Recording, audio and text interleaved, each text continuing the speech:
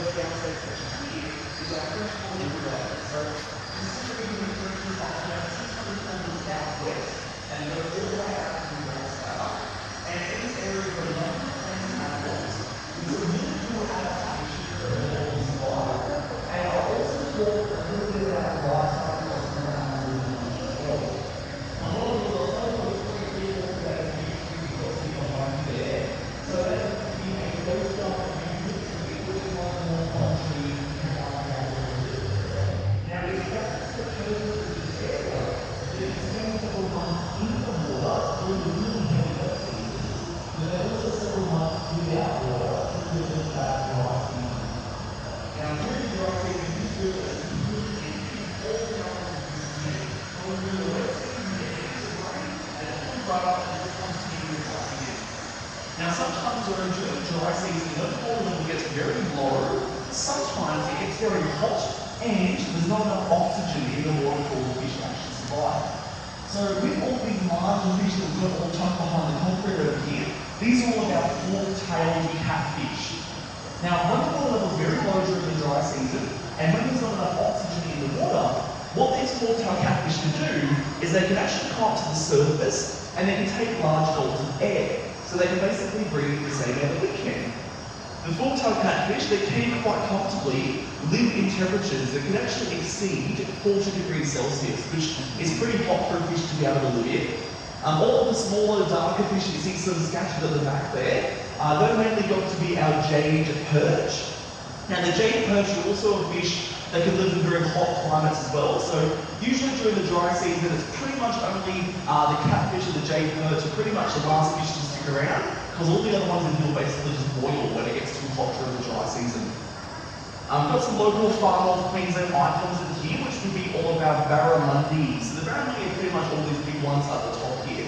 So barramundi is an indigenous word for large-scaled river fish. When a barramundi is born, they're always born as a male. They always come out born as a boy, and a bit later on in life is when they have to change sex to become females. Now, for them to do this change, they have to reach an age of maturity as a male. So this takes about 3 to 4 years of age. That's when they go down the rivers. And once they get down to the mangroves and they get down to the salt water, that salt water actually triggers something with the change sex into females. But they'll only do it once they get down to the salt water. So for all of these barramundi in here, we've got these ones at the local fish farm around here in far north Queensland. Now we know that these particular barramundi are boys, but because this tank behind me actually happens to be the largest freshwater tank in Australia, that would mean that these specific barramundi could physically never transition into females unless they have that access to salt water. So it's very important that the barramundi can always freely move downstream so they can get down to the mangroves, change sex and continue their life cycles. This is pretty much a thing of what we find a barramundi as a male, but when they change sex into a female, they grow pretty much double the length. So they actually get up to a maximum length of about 1.8 inches. Now, one of the reasons why the females grow so big is because they lay heaps of eggs. So it's estimated that throughout an entire breeding season, if you've got a full-size female barramundi, she'll be producing about 13 million eggs while she's breeding and mating. Now, obviously, that's a few eggs for one fish to be able to lay, but that's because they have their eggs in the quantity over the quality of those eggs. As long as 10% of those eggs will have the potential of hatching out and let alone surviving. Now, barramundi are known as an opportunistic, voracious predator, and all that means is these guys will pretty much eat anything. So barramundi can actually consume things that are up to 60% of their own body weight, so they can actually eat things over half the size of themselves. So out in the wild, they eat all the other fish, they eat the other barramundi, and it's not too uncommon to eat things like baby saltwater crocodiles. So if you've got a really big barramundi that's got down to the mangroves, baby saltwater crocs are still definitely on their menus. Obviously the crocs grow up and the tails start to turn, but it's still quite vulnerable to quite a few of these freshwater fish species of that small size. Now with our mangroves, we do have some similar fish in here, in the sense that they're all born as one sex, and that would be our mangrove jack. Now we do have a couple sort of smashing around in between those barramundi. There's a couple just at the top right there, so they're our mangrove jack. Now similar to the barramundi, mangrove jack are always born as a female, and after around 4 or 5 years of age, they also go downriver and that's where they'll eventually make the transition to become a male.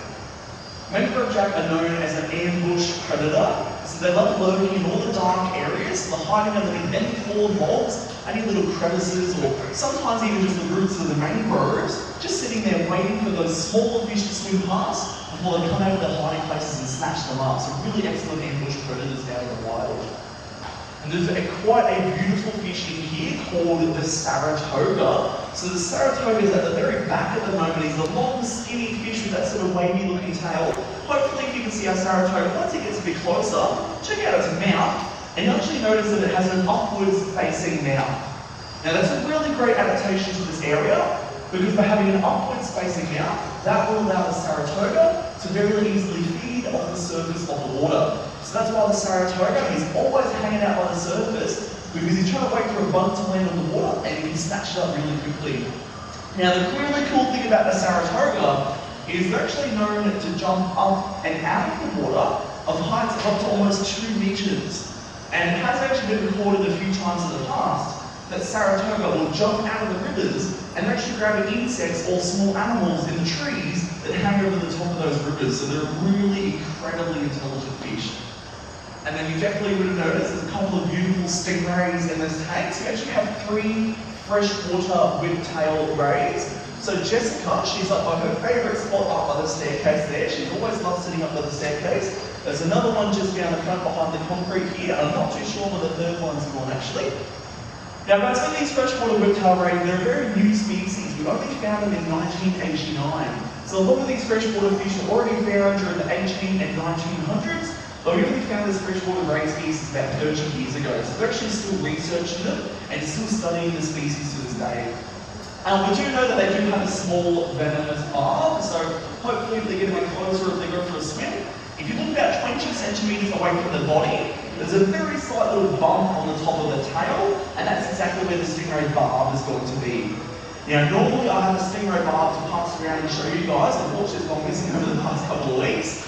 Because the stingray barb is pretty much a one-time use. And it has all these really nasty serrations that all face one way on the barb. So when it goes in, it gets stuck, and then a barb snaps off from the stingray's tail. So when they don't have a barb, they don't have anything to actually protect themselves with until it grows back again. So they can grow them back, but the only trouble is they usually grow as quickly as what our fingernails will grow back. So even these rays have still got a barb that can be about 2 to 4 inches long. So that will take several months or possibly years for them to actually grow back that barb again. Now the freshwater stingrays, these freshwater whiptail rays, they have a really interesting birthing process. So when they're having their babies, they can produce this butyrine-based milk for them, which makes them grow really big and strong. So it'll take about 12 months' time, and she'll have anywhere between 2 to 6 pups, and they're all born just over half the size of the parent. So they're all basically rolled up, and as she gives birth, they just kind of unravel and then just swim off, which is just fantastic for the young, because particularly out of this region, the larger you are, the less likely to be eaten by something. So if they're having babies that are born over half the size of themselves, that gives them a pretty decent chance of survival right from the start of their lives. Now what they have found recently in one particular research facility, and it would be great if one of them is actually swimming around, hopefully if she comes past us again guys, have a look at the front of the stingray's body, and what you notice is this little lip that kind of comes up at the front of their bodies. Now what they've actually found in one particular research facility is these freshwater stingrays, what they do is they sit on the bottom of the river and they use this lip and they start to flick dirt out of the way and they move backwards and they dig a small tunnel. Once they've dug a tunnel, they zip the ends of that, they bury themselves in the mud, and then they lift up the front of their bodies and they create this little cave-like entrance. And then eventually a little crustacean, a little crab or something like that, is wandering on the open riverway, and the crab is freaking out because all these fish are around it and it doesn't want to get eaten. But then all of a sudden this crab sees this tunnel leading down to this cave, and it's thinking, you beauty, that's the perfect hiding spot to go relax in for 20 minutes. And the crab will go wandering down the tunnel. As soon as it gets to the bottom of that tunnel, the stingray will slam shut the front of their body, and that's exactly where the stingray's mouth is going to be. So it's luring animals into thinking it's a safe little cave to go hide in before slamming shut and then gobbling it up. So that's these beautiful stingrays. And you can check out her barb just by her tail there as well. So that's that small little bump on the top of the tail. Now, some of these animals do need to frequently make the transition between fresh and salt water. So when they do this is the process that we call osmoregulation. So osmoregulation is basically when a fish has too much salt in its body from going from fresh down to salt water, they get rid of that excess salt by flushing it out of its gills or just by urinating it out.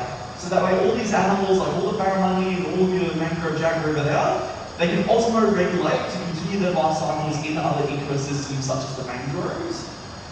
Unfortunately though, in some areas, we're now starting to be a little bit impacted by humans for some of these freshwater areas. So there's always multiple factors, including but not limited to things like overfishing, pollution, or the chemical farming runoff, plastics. But in some areas, they're starting to see things like farming development and housing development can sometimes use up a lot of the fresh water sources, and they're slightly shrinking up those rivers. And if you get a really bad dry season, it could actually block off access points to other ecosystems like the mangroves, which means that any fish like a barra or the mangrove jack, if they get stuck upstream as one sex, they can't physically continue their life cycles down in the mangroves.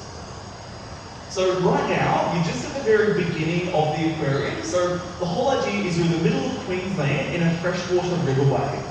Now when you guys go upstairs, you'll be following that river downstream through the wet tropics rainforest. You'll pass the mangroves, out to the reef, and then back downstairs, and that's the depths of the coral sea. Now, just when you guys make your way around the building today, there's one thing that I ask of you all. I really want for you guys to make sure you can slow right down, you can stop, take your time to have a really nice long look at the tanks and all of these animals that live within them. And what I want for you to do is learn some of these animals' behaviours. You can form some connections with them, and if you can, try and even fall in love with a couple of these animals here as well. So here at the aquarium, we do believe that education can lead to conservation. And if you can fall in love with any single one of our animals, so whether it is perhaps Jess, the freshwater ray, or even Gary, one of our great reef sharks in the ocean area, hopefully, if you guys can fall in love with them, when you go home, we always want to help protect and look after the things that we love, which hopefully should include a few of these very beautiful animals. Well, that will pretty much wrap it up for me anyway, guys. Have you got any questions whatsoever? I like a lot of these animals in here. Obviously, I won't bite, so don't hesitate to pop up your hand. I'll come over and have a chat. Got a few more presentations on the day. We've got our, we've got the 1 o'clock denizens antique, so the really tall tank with the balcony in front of it, the 1 o'clock presentation, and we have the 1:30 sharks and rays in the ocean area with myself. Otherwise, guys, once again, I thank you all so very much for coming along, and I hope you all have an amazing afternoon.